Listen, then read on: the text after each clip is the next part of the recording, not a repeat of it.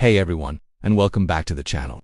Today, we're diving deep into the story of a true legend, an icon of design, and a symbol of American firepower for over a century. We're talking about the one, the only, the Colt M1911 pistol. If you've ever watched a war movie, played a video game, or just been around firearms, you know this silhouette. But where did it come from, and how has it remained so relevant for so long?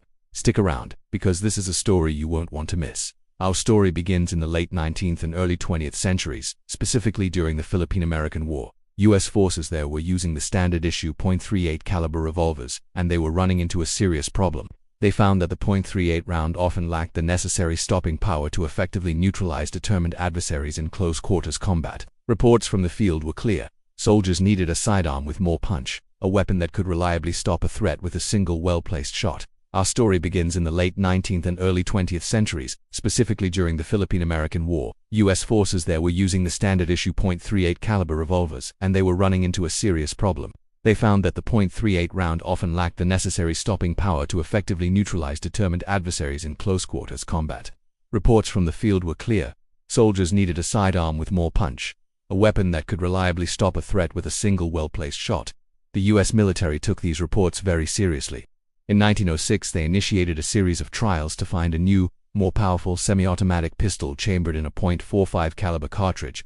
This was a call to arms for the greatest firearms designers of the era. Many submitted their designs, but one man, a genius whose name is synonymous with firearms innovation, stood out from the rest.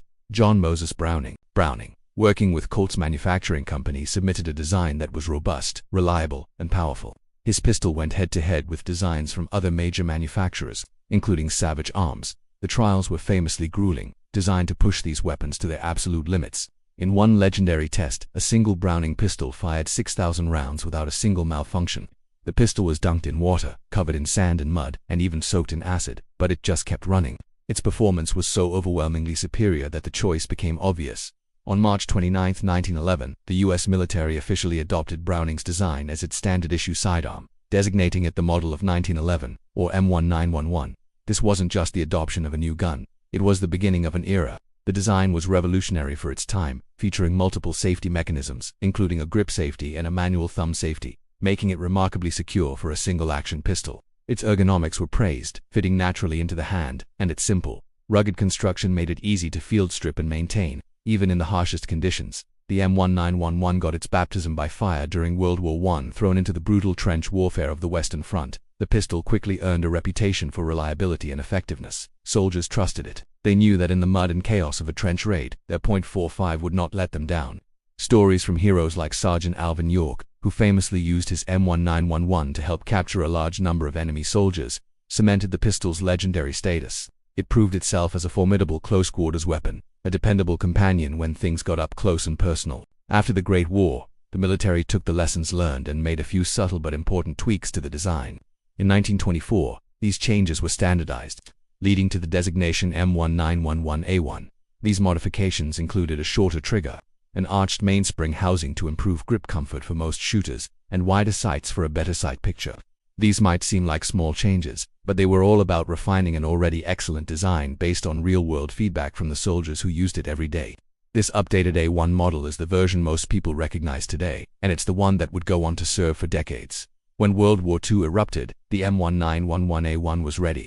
Production ramped up to unprecedented levels, with Colt, along with other manufacturers like Remington Rand and Ithaca, churning out nearly 2 million units to arm the Allied forces. From the beaches of Normandy to the islands of the Pacific, the M1911A1 was everywhere. It was carried by officers, NCOs, paratroopers, and anyone who needed a reliable and powerful sidearm. Its reputation as old slab sides was solidified in the crucible of the world's largest conflict. It was a symbol of American resolve and industrial might.